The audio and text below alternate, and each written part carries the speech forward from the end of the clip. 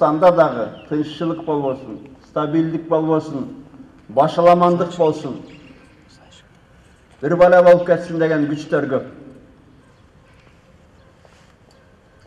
Ойлоп турат, мурункудай эле мамлекет алсыз кайраңдай беребиз, кылгандык кыла беребиз деп.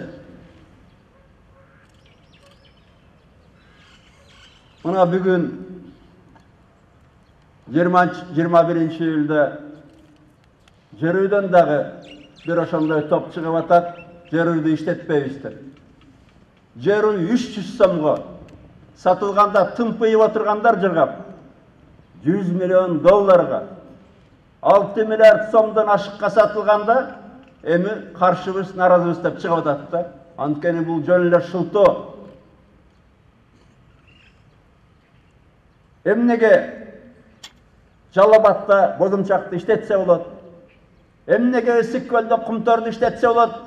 Кыргызстан үчүн эмнеге Чүйдө уран шахталарды керек болсо, ошол эле Талдыбулакта алтын кенди иштетсе болот, Жерүйдө болбойт. Өзүн элден бөлгөн, өзүн кыргыз элинен өйдө койгондор керек болсо Кыргызстанда керек жок. Алардын ордун көрсөтүш керек. 5 жылдан бери башынан сылайбыз. Güç колдоно турган деле күндөр келет. Жакшы сөз менен түшүнбөсө, мамлекет күчтүн баарын колдонуп, тартипти Кыргызстанда орнотуш керек.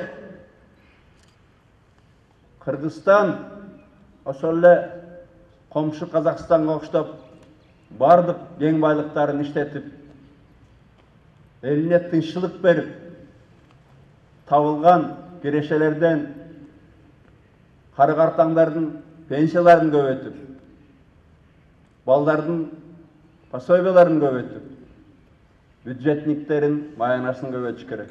Татынакай үйлөр салыш керек. Жолдун баары оңдолуш керек. А мамлекетти иштетпейм, экономикасын өлтүрөм дегендерге ачык айтайын, өкмөт күч колдонуш керек.